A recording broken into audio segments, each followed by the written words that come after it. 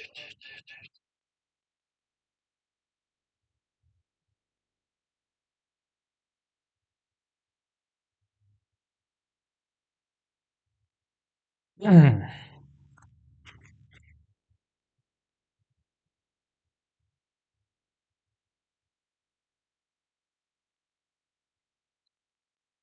दोस्तों, welcome to आर्य पाठशाला। एक बार फिर से स्वागत है आप सभी का आर्य पाठशाला में।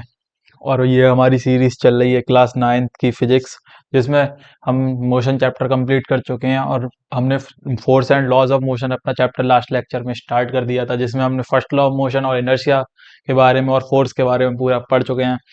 आज के लेक्चर में हम पढ़ेंगे मोमेंटम क्या होता है, और and very most important topic from whole class 9th physics is second law of motion. आपने भी बहुत कुछ सुन रखा होगा इसके बारे में। मैं आपको गारंटी दे रहा हूँ, इतनी फील के साथ पढ़ाऊंगा, ये मजा आ जाएगा आपको। एक चीज बताओ पहले आप मेरे को, मैं आपको लेक्चर कराता हूँ यहाँ पे, तो आप खुद से जाके सॉल्व करते हो? अगर करते हो तो भैया 2 थम्स अप भेजने हैं कमेंट सेक्शन में, ठीक है? मैं समझ जाऊंगा कि आप लोग कर रहे हो दवा के, जितनी मेहनत मैं कर रहा हूँ पढ़ाने में उतनी मेहनत आप कर रहे हो। चलो, सबसे पहले आप क्या करना है, एक गिलास पियो पानी, उसके बाद स्टार्ट करो ये लेक्चर। मैं भी अब तक पानी पी लेता हूँ थोड़ा सा, पानी पीना बहुत जरूरी है। चलो फिर स्टार्ट करते हैं लेक्चर। सॉरी, गलती हो जाती है, ज्यादा एक्साइटेड हो गया मैं। आ जाओ भैया। सबसे पहले आज हम स्टार्ट करेंगे मोमेंटम से। होता क्या है मोमेंटम? भैया मोमेंटम मैं बताऊं, जब कभी भी आपको पेन हो किसी चीज के लगने से, दर्द हो, कष्ट हो, तो उसका रीजन समझ जाना भैया, मोमेंटम किसी चीज का बहुत तगड़ा है। भैया कैसी बातें कर रहे हो आप ये? अभी समझा रहा हूँ कैसी बातें कर रहा हूँ। देखो,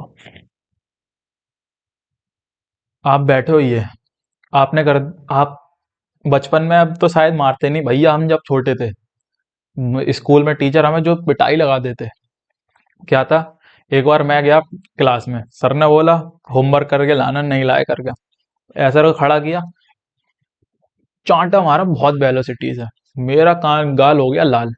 अब भैया मेरे को लगी, ये कैसे लगी? It is due to momentum. किस मोमेंटम क्या होता है भैया? किसी भी चीज का मास इनटू वेलोसिटी। अब भैया सर का हाथ जिन्होंने मारा, उसका हाथ कम से कम सर का 2.5 किलो का हाथ, मास भी बहुत ज्यादा, और खींच के लाए पीछे से, वेलोसिटी भी बहुत ज्यादा। तो क्या हो गया भैया, मास भी बहुत ज्यादा, वेलोसिटी भी ज्यादा, तो ये क्या हो गया, मोमेंटम बहुत ज्यादा हो गया। इसीलिए मेरे गाल में पड़ी बहुत तेज। क्लियर हुआ थोड़ा सा क्या होता है मोमेंटम? मोमेंटम को बस mass, momentum is the measure of the quantity of the motion an object has. ये किस चीज पे डिपेंड करता है? It depends on the both mass of the object and its velocity. दोनों चीज पे डिपेंड करता है, मास पे भी, वेलोसिटी पे। Momentum is a vector quantity. Vector quantity क्यों होती है? क्योंकि इसमें वेलोसिटी आ रहा है, ये डिपेंड करता है वेलोसिटी पे। इसका फॉर्मूला क्या होता है?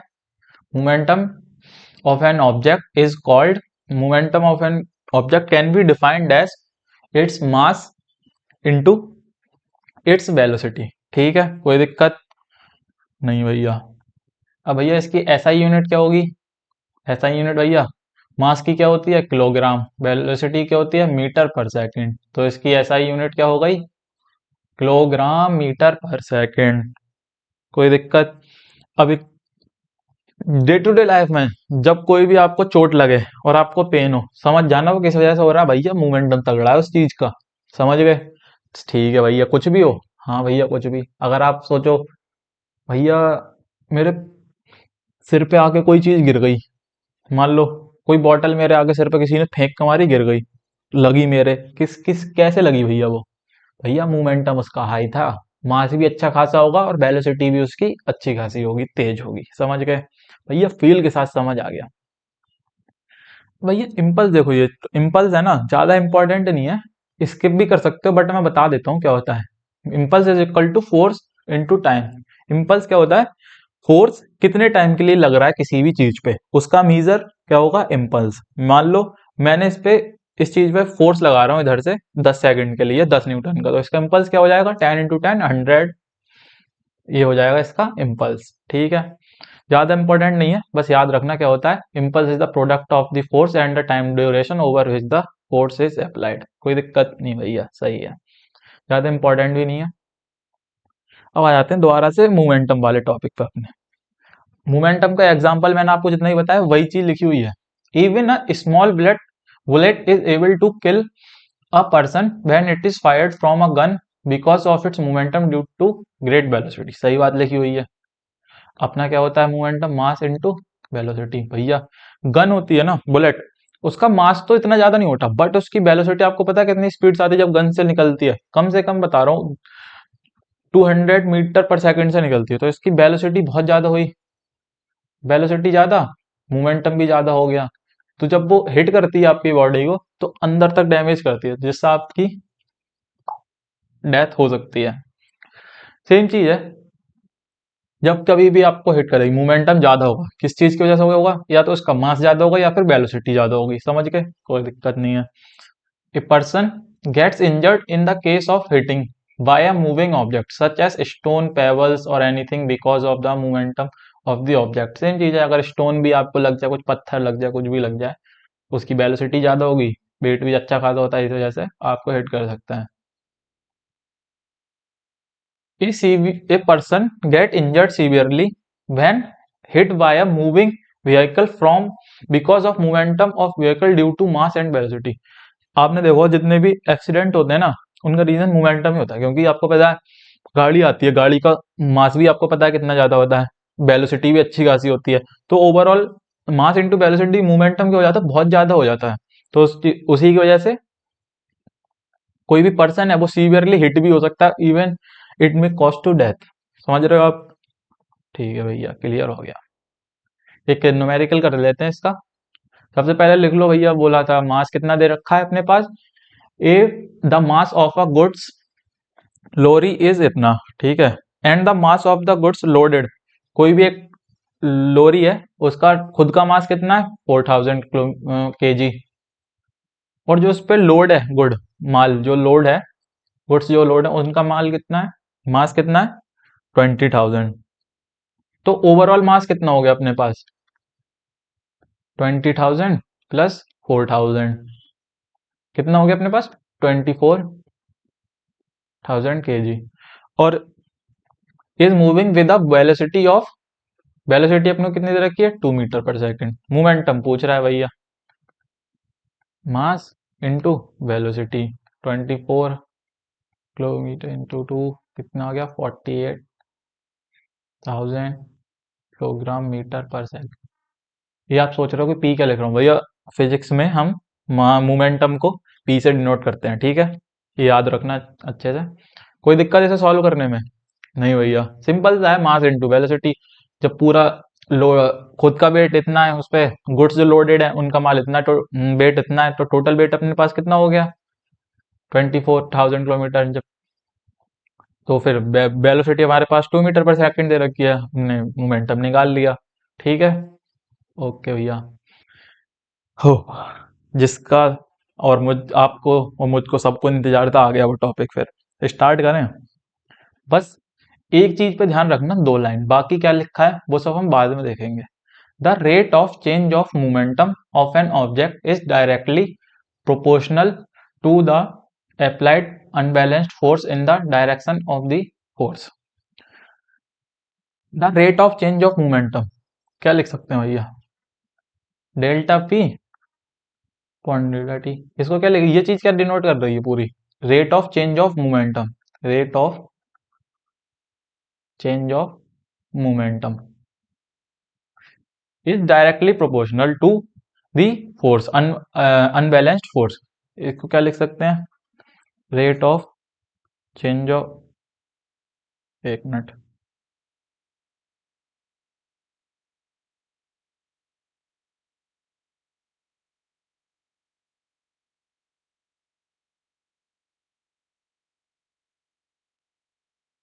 एक minute,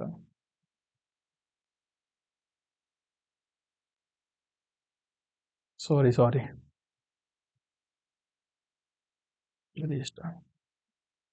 is directly proportional to force. अब भैया rate of change of momentum क्या होता है? देखो, कोई वेलोसिटी थी, ठीक है, इसको मैं पूरा ये डेरिवेशन जो कर रहा हूँ ना बहुत इंपॉर्टेंट है, ध्यान से करते जाना। Rate of change of momentum, rate of change of momentum मतलब किसी भी चीज का आपको पता है मास थोड़ी चेंज होगा, कहीं भी चले मास थोड़ी चेंज होगा, मास तो वही रहना है। तो और मोमेंटम किस और क्या होता है? Mass into velocity. बेल अगर चेंज हो रहा है मोमेंटम तो किसकी वजह से होगा? सिर्फ वेलोसिटी की, क्योंकि मास तो कांस्टेंट रहता है हमेशा बॉडी का। चेंज क्या हो सकती है? वेलोसिटी। मान लो v से हमारी ये होगा हमारा वेलोसिटी, चेंज इन वेलोसिटी, ठीक है, और ये अपना अपॉन में क्या चल रहा है? टाइम। ये डायरेक्टली प्रोपोर्शनल टू क्या है? फोर्स अपना, ठीक है, कोई दिक्कत अभी तक नहीं भैया। रेट ऑफ, ये मैंने सिर्फ क्या लिखा है यहाँ पे, स्टार्ट कहाँ से करा? The rate of change of momentum of an object is directly proportional to the applied unbalanced force. Same चीज लिखी, rate of change of momentum is directly proportional to force. अगर मोमेंटम चेंज हो रहा है तो किसकी वजह से होगा? वेलोसिटी में चेंज होने की वजह से, क्योंकि मास तो क्या रहता है? कांस्टेंट रहता है हमेशा बॉडी का। मास थोड़ी चेंज हो सकता है किसी बॉडी का, मास तो उतना ही रहना है। अब भैया एक चीज और ध्यान रखना, इसको हमने अलग लिख लिया। भैया एक चीज बताओ, ये कुछ देखी देखी नहीं लग रही है? कुछ तो लग रहा है भैया। एक्सेलरेशन का फॉर्मूला बताना क्या होता है?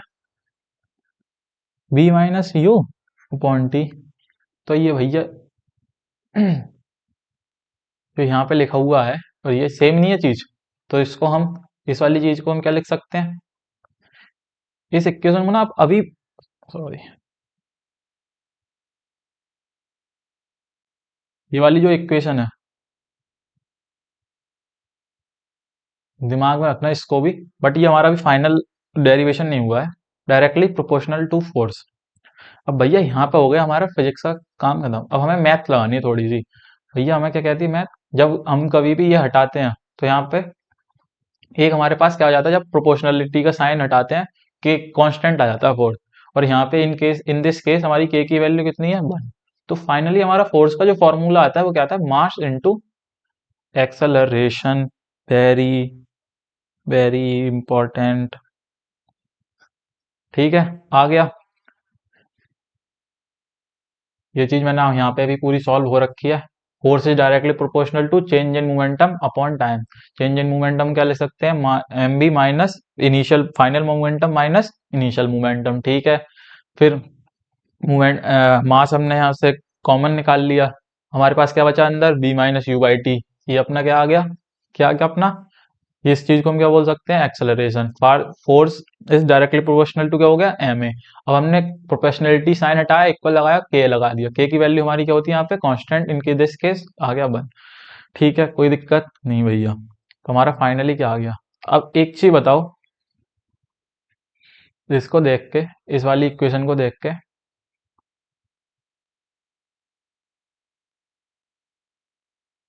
अगर हमारा मास बढ़ेगा, मास अगर ज्यादा है तो फोर्स भी ज्यादा होगा, ठीक है। अगर हमारे ये सिर्फ एक चीज है जो टाइम इनवर्सली डिपेंड कर रही है, अगर टाइम भैया बढ़ेगा तो फोर्स क्या होगा? कम। ये चीज अच्छे से याद रखना।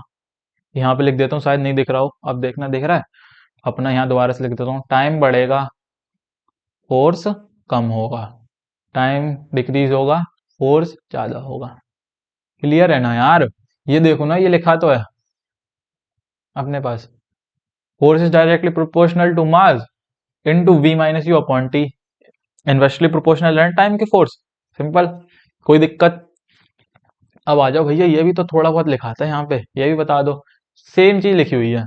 Newton second law of motion states that the acceleration of an object is directly proportional to the net force acting on it and inversely proportional to its mass. भैया अभी हमने सॉल्व करा के आया, F is equal to M a, तो a को हम ऐसे लिख सकते हैं, फोर्स अपॉन एम। भैया फोर्स, एक्सेलरेशन फोर्स के क्या है? Directly proportional. एक्सेलरेशन मास के क्या है? Inversely proportional. सेम चीज यहाँ पे लिखी हुई है, बस बस सेम चीज है, ये भी सेम चीज लिखी हुई है, इसमें भी कोई दिक्कत नहीं है, आप समझ जाना पढ़ के। ये हमारा पूरा क्या हो गया, सेकंड लॉ ऑफ मोशन। एक चीज ये और पढ़ लो, आ जाता है हमारे पास, एक दो नंबर अब पूछ लेंगे। 1 न्यूटन की भैया डेफिनेशन बता दो क्या होती है। When an acceleration of 1 metre per second square is seen in a body of mass 1 kg, then the applied force on the body is said to be 1 newton. कोई दिक्कत नहीं भैया, कैसे सॉल्व कर दो यार, क्या कह रहा है एम ए, मास क्या बता रहा है, कह रहा है 1, एक्सेलरेशन भी 1, तो क्या जाएगा 1 न्यूटन। कब आएगा 1 न्यूटन, जब मास भी 1 होगा बॉडी का, एक्सेलरेशन भी 1 होगा। क्लियर, कोई दिक्कत नहीं है भैया, हो गया क्लियर। अब भैया आ जाओ, बहुत सारी चीजें हैं, बस दो तीन चीज याद रखना अच्छे से। Force is equal to mass into acceleration, और एक चीज और याद रखना, फोर्स ज्यादा होगा, सॉरी अगर टाइम ज्यादा होगा तो अपना फोर्स क्या होगा, बोलो बोलो, टाइम ज्यादा तो फोर्स कम, टाइम कम तो भैया फोर्स ज्यादा। ठीक है, कोई दिक्कत नहीं भैया। फोर्स ज्यादा कब होगा, जब मास ज्यादा होगा, इन दोनों के डायरेक्टली प्रोपोर्शनल है। फोर्स ज्यादा कब होगा अपना, जब एक्सेलरेशन ज्यादा होगा। ठीक है, कोई दिक्कत नहीं भैया। ये चीजें जो मैंने बोली कंक्लूड कर दी है पूरा सेकंड लॉ ऑफ मोशन, याद रखना ये चीज क्या कह रहा हूं मैं। अब आ जाते हैं अपना, कुछ क्वेश्चंस कर लेते हैं जो बहुत इंपॉर्टेंट है।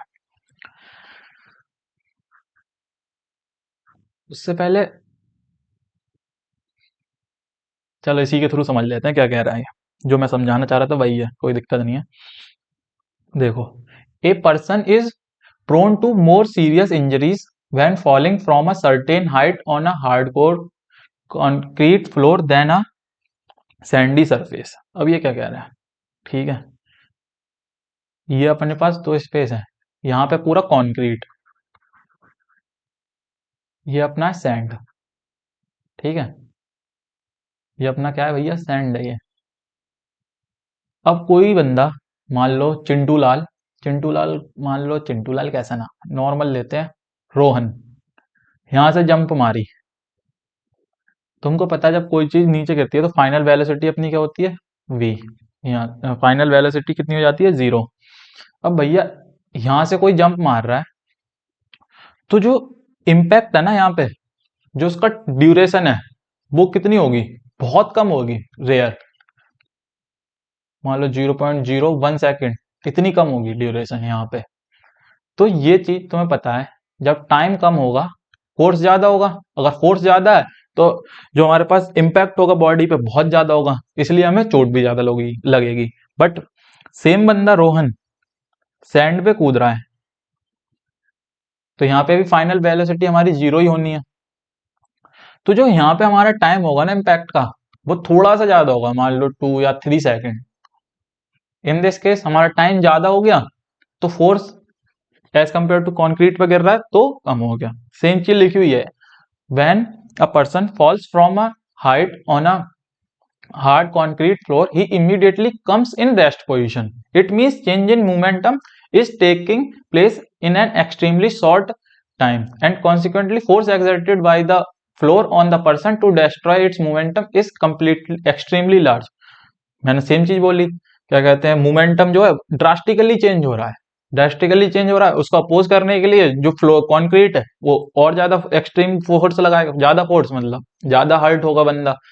और सैंड के केस में हमें टाइम पैक्ट और जो टाइम है मोमेंटम शिफ्ट जो हो रहा है वो थोड़ा टाइम ज्यादा लग रहा है उसमें, तो टाइम ज्यादा लग रहा है, फोर्स क्या हो गया अपना, कम हो गया। क्लियर, कोई दिक्कत नहीं भैया।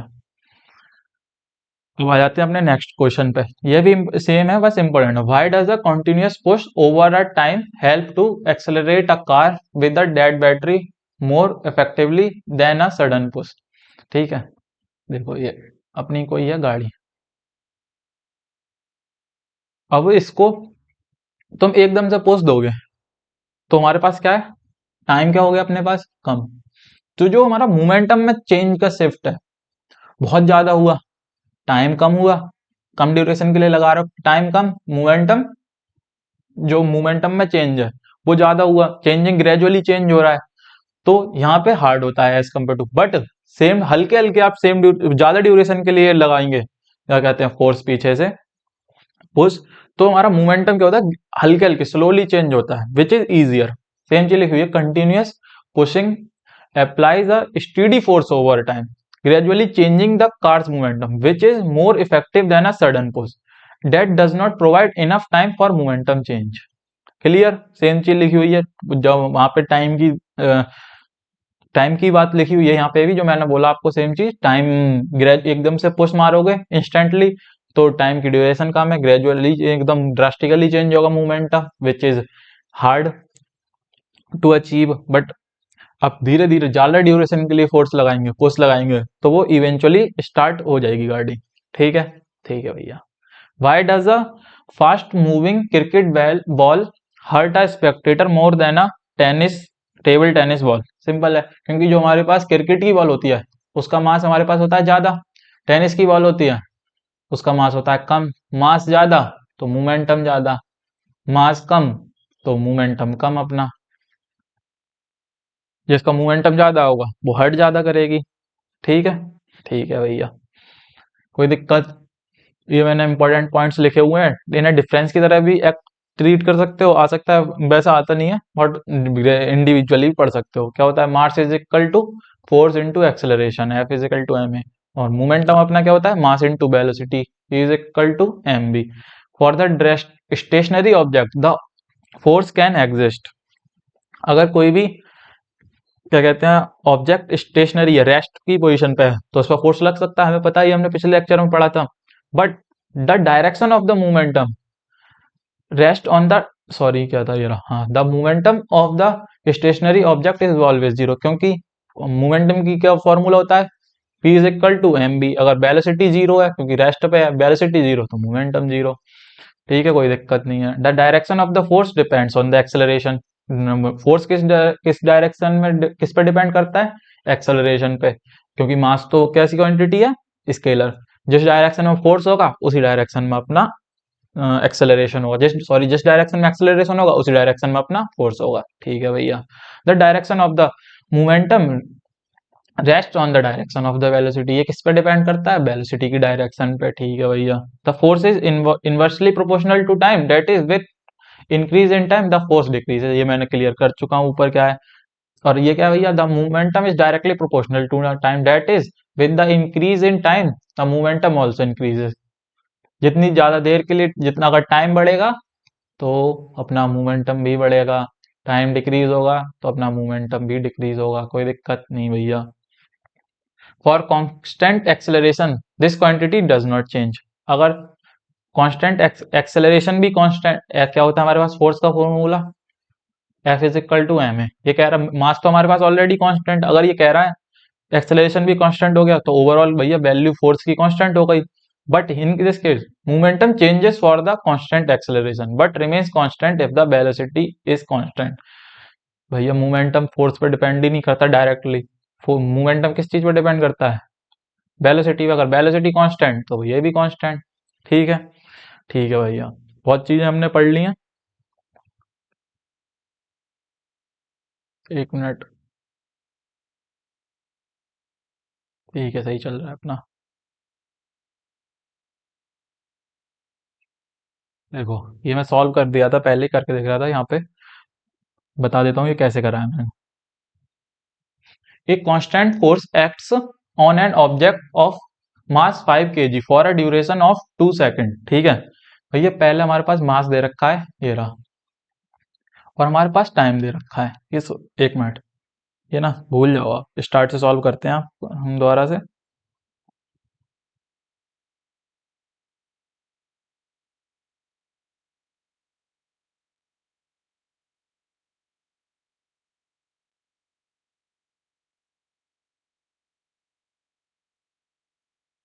ठीक है भैया, हमारे पास क्या दे रखा है, टाइम दे रखा है 2 सेकंड, मास हमारे पास क्या दे रखा है, 5 kg।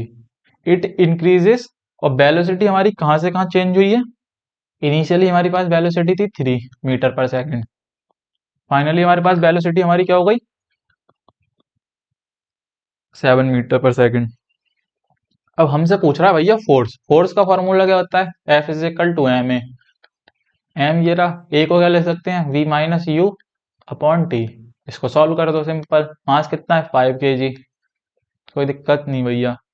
ये कितना है फाइनल, 7 - 3 डिवाइड बाई टाइम कितना है अपने पास, 2। ये कितना आ गया, 5, 4/2 कितना आ गया, 10 न्यूटन। फोर्स अपना कितना आ गया, 10 न्यूटन। कोई दिक्कत नहीं भैया। अब हमसे क्या पूछ रहा है सेकंड पार्ट में, what would be the final velocity of the object. अब भैया हमें फोर्स पता चल गया, M is equal to V minus U upon D. ना हमसे क्या कह रहा है, टाइम हमारा बढ़ के हो गया 5 सेकंड, तो हमसे पूछ रहा है कि हमारी फाइनल वेलोसिटी क्या होगी। वैल्यू पुट कर देते हैं, हमने फोर्स अभी निकाला, कितना आया, 10 न्यूटन। मास हमारा तो कांस्टेंट रहता है 5। वेलोसिटी हमसे पूछ रहा है, इनिशियली हमारी कितनी कितनी थी, 3। अब टाइम हमें कितना हो गया, 5 सेकंड। सॉल्व कर देंगे, 5 से ये 5 कट गया,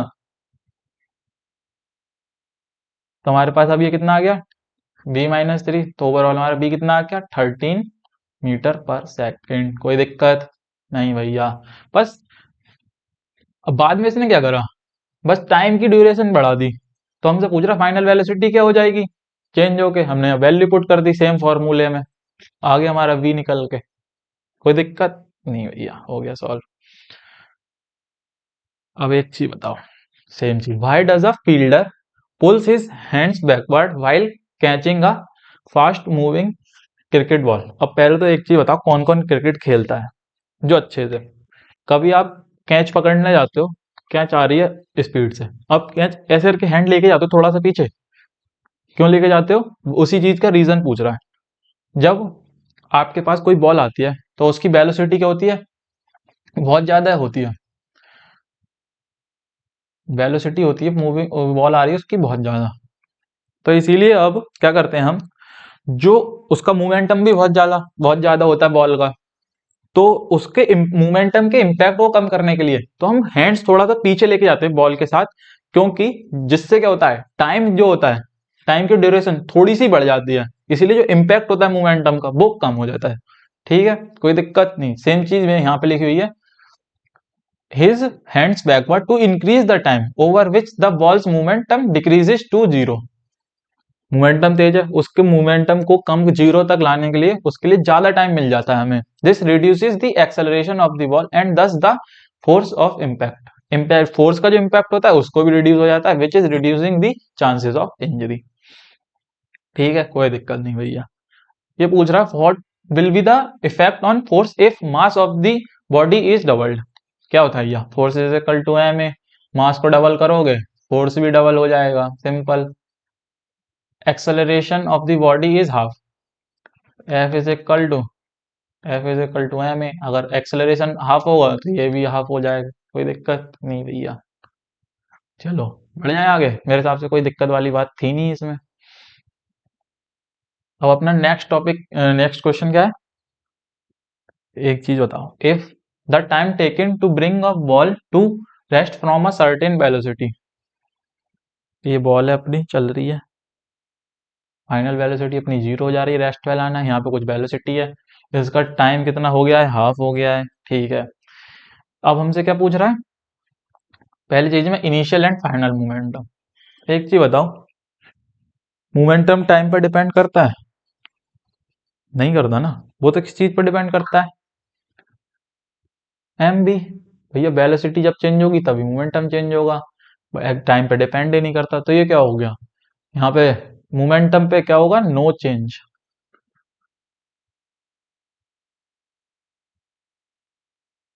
दोनों ही, इनिशियली हमारा मोमेंटम कितना होगा, एम बी, फाइनली हमारा मोमेंटम कितना हो जाएगा, 0, क्योंकि रेस्ट पे हो जा रही है। चेंज ऑफ मोमेंटम भी क्यों चेंज होगा भैया, टाइम पे डिपेंड ही नहीं कर रहा। चेंज ऑफ मोमेंटम क्या होता है अपना, क्या हो जाएगा, M B minus 0, same time पे डिपेंडिंग। अब पूछा rate of change of momentum, rate of change of momentum को ही शायद हम फोर्स बोलते हैं। अब आपको याद हो, हमारा सेकंड लॉ क्या है, rate of change of momentum is directly proportional to force. यही तो था हमारा सेकंड लॉ, तो यही है। अगर भैया टाइम हमारा हाफ हो रहा है, rate of change of momentum क्या होता है, एम बी अपॉन टाइम। ठीक है, अगर टाइम हमारा हाफ हो रहा है तो एक्स फोर्स हम rate of change of momentum ज़्यादा नहीं हो जाएगा, ऊपर मल्टीप्लाई होने चल जाएगा 2 × mv/टी, तो ये कितना हो जाएगा, डबल। कोई दिक्कत नहीं भैया। चलो, अब आप सोच रहे होगे यार न्यूमेरिकल तो अभी हमने कराई नहीं फोर्स सेकंड लॉ के ज़्यादा।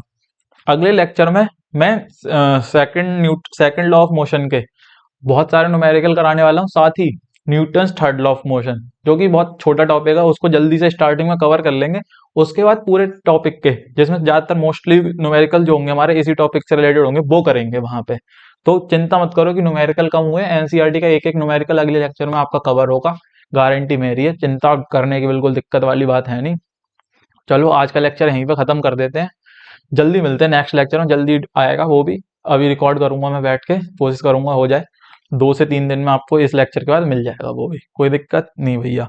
चलो फिर, थैंक यू यार, अब इतना अच्छा साथ दे रहे हो हमारा। चैनल को सब्सक्राइब कर देना अगर पसंद आ रहा हो कंटेंट हमारा, जितना भी आपके अगर हेल्प हो रही हो, साथ में अगर आपकी हेल्प हो रही है, आपको लग रहा है कि अच्छा कंटेंट है, तो अपने क्लास में भी शेयर करना, बच्चों के साथ, अपने फ्रेंड्स के साथ, हमारी भी इससे बहुत हेल्प होगी। चलो, फॉर टुडे बाय बाय, मिलते हैं नेक्स्ट लेक्चर में जल्दी। Thank you.